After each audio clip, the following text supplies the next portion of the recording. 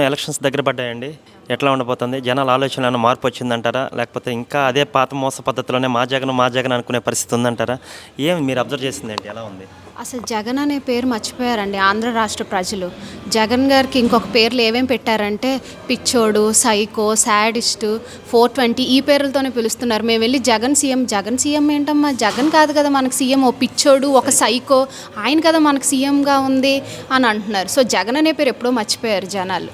అంటే ఎందుకు జగన్ ఇంత అభద్రతా భావంలో ఎందుకు ఉన్నాడు అనుకుంటున్నారు? అంటే నిన్నటి కాక మొన్న ఒక సినిమా రిలీజ్ చేస్తే దాని మీద కూడా అంటే ఏంటి ఆయన నిజంగా అంత పబ్లిక్లో అంత క్రేజ్ ఉంటే చిన్న చిన్న విషయాలకు ఎందుకని భయపడతా ఉన్నారు అనుకుంటున్నారు? అది ఎట్లా అయిపోయాడంటే ఇప్పుడు తన నీడని చూసి తానే భయపడే స్టేజ్కి ఈ రాష్ట్ర ముఖ్యమంత్రి వెళ్ళిపోయారు. ఎందుకంటే ఇప్పుడు చంద్రబాబు గారి మీద నారాసు రక్త చరిత్ర అని మీరు 3-4 సినిమాలు తీశారు, కానీ ఆయన ఏ రోజున కూడా భుజాలు తడుముకోలేదు, అలాగే భయపడలేదు. మరి మీరెందుకు భయపడుతున్నారు? మీరు రిలీజ్ చేసుకున్నారు, యాత్ర 2 అని ఇప్పుడు రిలీజ్ చేసుకున్నారు. మళ్ళీ దానికి యాత్ర అనేది టీడీపీ గవర్నమెంట్ టైంలోనే రిలీజ్ అయింది. ఏ రోజున థియేటర్కి వెళ్ళి ఆ సినిమాని ఆపడం అనేది చూసారా? ఏంటిది అంటే ఎట్లా ఉందంటే తన నీడని చూసి తానే భయపడుతూ అసలు ఎవరిని నమ్మలేని ఒక ఎట్లా చెప్పాలంటే ఒక డిప్రెస్డ్ స్టేట్లోకి వెళ్ళిపోయాడు ఈ రాష్ట్ర ముఖ్యమంత్రి. ఒక రాజధాని రైతుల మీద చూసిన ఒక సినిమాని చూసే భయపడుతున్నాడంటే రేపు అసలు ఈ ప్రజలు రేపు అతనికి ఇచ్చే ఓట్లను చూసి ఏమైపోతాడా, తనకు తాను ఏం చేసుకుంటాడా అని మాకు భయం వేస్తుంది అన్నమాట. రేపు రోజున ఒక రాష్ట్ర ముఖ్యమంత్రి ఎంత బాగా ఒక 151 సీట్స్తో గెలిచి నెక్స్ట్ ఎలక్షన్లో ఎంత ఓడిపోయి తనకు తాను ఏదో చేసేసుకున్నాడు అని ఈ దేశం ప్రపంచ దేశాలు ఏమన్నా మాట్లాడుకుంటాయేమో. నెక్స్ట్ మనం అది చూడపోతున్నామేమో. ఈ రాష్ట్ర ముఖ్యమంత్రి వెళ్ళిపోయాడు ఆల్రెడీ. మనకు అర్థమైపోతుంది కదా, ఒక రాజధాని రైతుల మీద చేసిన ఒక చిన్న సినిమా అది. దానివల్ల ఇప్పుడు నువ్వు దాంట్లో కంటెంట్ ఏంటనేది ప్రజలు చూస్తే వాళ్ళు అర్థం చేసుకుంటారు కదా. నువ్వెందుకు తడుముకుంటున్నావు?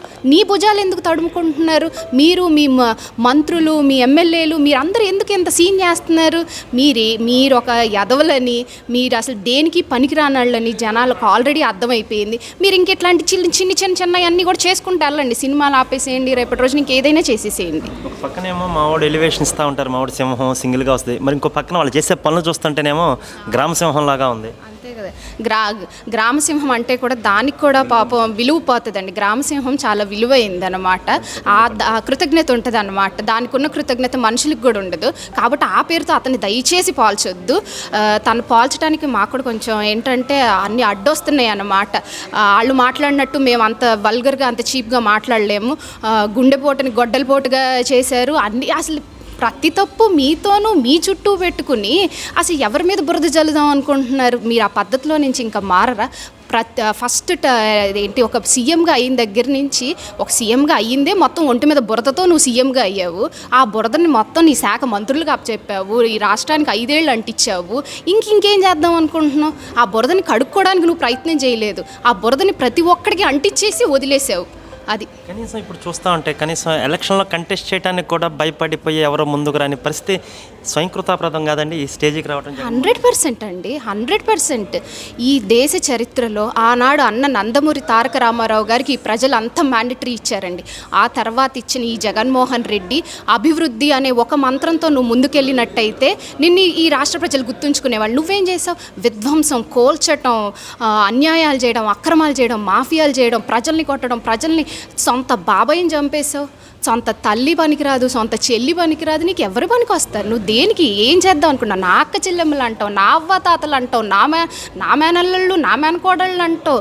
ఇది కాదే, నా దళితులు అంటావు, ఇంకా ఆఖరికి ఏమైపోయిందంటే నా వాలంటీర్లు చొక్కాలు మడత పెట్టండి, చీర కొంగులు ముడేయండి, ఆఖరికి ఆ స్టేజ్కి వచ్చేసావు అనమాట. నువ్వు నమ్ముకోవటల్లా. ఎవరికైతే మంత్రులు ఇచ్చావు ఆ మంత్రుల్ని నమ్మట్లేదు. సలహాదారులు అని చెప్పి పెట్టుకున్నావు, ఆ సలహాదారులు పోయారు. నీ ఎమ్మెల్యేలు ఒక్కసారి అండి, మమ్మల్ని అందరినీ కాదండి, ఒక్కసారి 151 మంది ఆయన తీసేసేయండి. 150 ఎమ్మెల్యేల్లో ఆయన ఒక్కసారి మాట్లాడించండి వాళ్ళందరితో. What is CM, what is Jagan అని. మాకంటే కూడా ఈ ఎలక్షన్ అయిన తర్వాత మాట్లాడించండి. పాపం ఎలక్షన్ ముందు మాట్లాడితే వాళ్ళు మాట్లాడలేరు. ఎలక్షన్ అయిన తర్వాత 150 మంది ఎమ్మెల్యేలతో ఒక్కసారి మాట్లాడడం జరిగితే అందరూ భయంతో బతుకుతున్నారా? 100% భయంతో బతుకుతున్నారు. కానీ ఆంధ్ర రాష్ట్ర ప్రజలు భయంతో బతకట్లేదు. అతను బతుకుతున్నాడు. ప్రస్తుతం ఏ స్టేజ్లో ఉందంటే జగన్ భయంతో బతుకుతున్నాడు. ప్రజలు స్వేచ్ఛావాయువులు పీల్చుకోవడానికి సిద్ధంగా ఉన్నారు ఇంకొక 50 రోజుల్లో ఈ జగన్ నుంచి. అంటే ఆంధ్ర రాష్ట్రం నిజంగా ఈ స్థాయికి మీరు అన్నట్టు దేశం ప్రపంచం మొత్తం మాట్లాడుకుంది, ఇప్పుడే మాట్లాడుకుంది జగన్మోహన్ రెడ్డి పరిపాలన గురించి.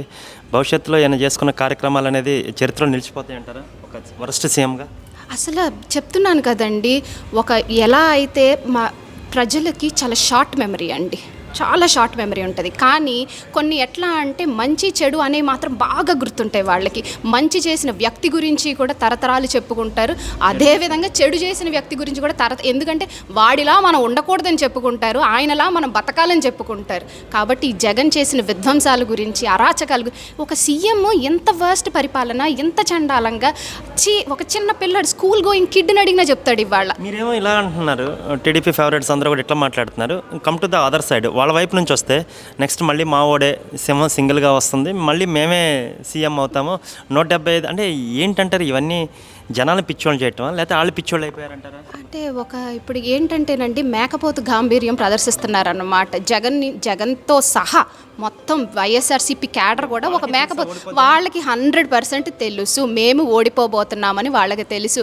కానీ వాళ్ళు ఏమనుకుంటున్నారంటే మేమే గెలుస్తాం, మా అన్నే మళ్ళీ వస్తాడు అని చెప్తే జనాలు ఏం పిచ్చతనంగా లేరు. ఒక్కసారి నమ్మారు జగన్ నిన్ను, ఒక్కసారి నమ్మారు, అది కూడా రాజశేఖర్ బిడ్డగా నమ్మారు. నువ్వు ఓదార్పు యాత్రలో ఏదోటి చేసుకుని ఒక్క అవకాశం అమ్మ, నాకు చెల్లెమ్మలు, నా అవ్వలు, నా తాతలు, నా దళితులు, నా బిడ్డలు అనుకుంటా తిరిగావు. కాబట్టి ఆ ఒక్క అవకాశం నువ్వేం చేస్తావా అని చెప్పి ఇచ్చారు ప్రజలు. నీకు ఆ ఒక్క ఛాన్సే, నువ్వు అడిగింది ఒక్క ఛాన్స్ అండి. ఏమంటే జగన్ గారు అడిగింది ఒక్క ఛాన్స్ ఇచ్చారు, ఒక్క ఛాన్స్ ఇచ్చారు. సో అయిపోయింది, లైఫ్ టైం ఓన్లీ ఒక్క ఛాన్స్తో మిగిలిపోయిన ఏకైక సీఎం వైఎస్ జగన్మోహన్ రెడ్డి. అంటే ఏం చెప్పదలుచుకున్నారు మీరు? ఒక పక్కన తల్లి కాదన్నది, చెల్లి కాదన్నది ఆయన నమ్ముకున్న కార్యకర్తలు కాదని నాయకులు పోయారు, అందరూ బయటకు వచ్చారు. అంటే జగన్మోహన్ రెడ్డిని ఇందాక మీరు అన్నారు దగ్గరగా చూసిన ప్రతి వ్యక్తి ఆయన ఏంటో తెలిసింది, ఆయన క్యారెక్టర్ ఏంటో. ఇక తెలియాల్సింది జనాలకేనా? జనాలకు కూడా తెలిసిపోయిందండి. జనాలకు తెలియలేదని అనుకోవడం మన అపోహ మాత్రమే. ఇవాళ జనాలు చాలా క్లియర్గా ఉన్నారు. ఈ రాష్ట్ర ముఖ్యమంత్రిని ఎంత తొందరగా ఇంటికి కాదండి, అందరూ ఏమంటున్నారంటే ఇంటికి పంపించాలి, ఇంటికి కాదు తీహార్ జైలుకు పంపించాలి. మళ్ళీ ఇంకొకసారి ఈ ఆంధ్ర రాష్ట్రం వైపు ఆయన కన్ను పడకుండా చేయాలన్నమాట. ఇది రాతి యుగంలో నుంచి స్వర్ణయుగంలోకి బాబు గారు నడిపించడానికి సిద్ధంగా ఉన్నారండి.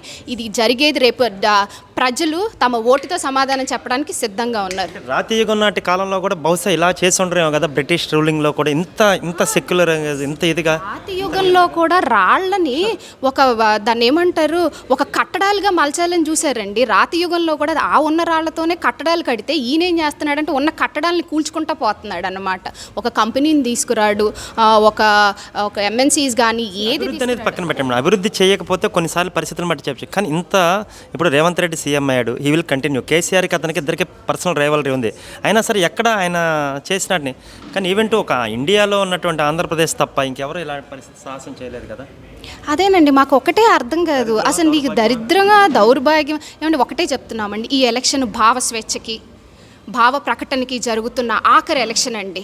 ఈ ఎలక్షన్ గనక ఈ ప్రజలు గనక తమను తాము సమాయత్తం చేసుకుని తమను తాము రైట్ టు ఓట్, తమ ఓటు హక్కుని కరెక్ట్గా ఉపయోగించుకోకపోతే ఈ దేశ చరిత్రలో ఆంధ్రప్రదేశ్ అనేది కనుమరుగైపోవటం వాస్తవం. అలాగే ఆంధ్రప్రదేశ్ అనేది ఎట్లా చెప్పాలంటేనండి, ఒక హిట్లర్ అంటే దేశం మొత్తం బాగుంటుంది, మన ఆంధ్ర రాష్ట్రంలో మాత్రం ఏ రైట్స్ మనకు ఉండవన్నమాట. నా ఇంట్లో నేను ఉండలేను చెప్పాలంటే, అది అలాంటిది. తన్నేవాడిదే భూమి, కబ్జాలు చేసేవాడిదే రాజ్యం అన్నట్టు తయారైపోతుంది. వాట్ ఈస్ ద మెసేజ్ ఏం తెలుసుకున్నారు సొసైటీకి? కానీ వైసీపీ నాయకులను గుడ్డలు చించుకునే వాళ్ళకి మీరు ఏం మెసేజ్ తెలుసుకున్నారు? వైసీపీ నాయకులకి మేము చెప్పదలుచుకోలేదండి అసలు. వర్స్ట్గా మెసేజ్లు పెట్టి అసలు అంటే వదిలేయటమే. ఏంటంటే వాళ్ళకి మేము సమాధానం చెప్పడం కూడా మమ్మల్ని మేము తగ్గించుకోవడం అవుతుంది. మా సెల్ఫ్ రెస్పెక్ట్ని మేము కోల్పోతాం వాళ్ళకి సమాధానం చెప్తే ఫస్ట్ ఆఫ్ ఆల్. కాబట్టి వాళ్ళకి ఎటువంటి సమాధానం మేము చెప్పడానికి సిద్ధంగా లేము. కానీ ఒకటే ఈ ఆంధ్ర రాష్ట్ర ప్రజలకు కానీ ఒకటే మెసేజ్ ఇవ్వదలుచుకున్నాం. ఫస్ట్ టైం ఓటర్స్ అందరూ కూడా ఒకసారి ఆలోచించి మీ ఓటుని దేనికి వేయాలి. ఫస్ట్ టైం ఓటర్స్ వాళ్ళు చాలా కీ రోల్ పోషిస్తారు. ఎందుకంటే ఫస్ట్ టైం ఓటర్స్కి ఇది ఒక మెసేజ్ అన్నమాట. దయచేసి మీ ఓటుని ఒక రాష్ట్రానికి అభివృద్ధి వైపు నడిపించే ఒక నాయకుడి కోసం వేయండి. అంతే తప్ప కోల్చడాలు, విధ్వంసాలు చేసే వాళ్ళని నమ్మొద్దు. ఇవి ఇంకా మీరు నమ్ముతూ పోయారంటే ఇంకా మీ భవిష్యత్తులు మీకు మీరే నాశనం చేసుకుంటున్నట్టు. Thank you.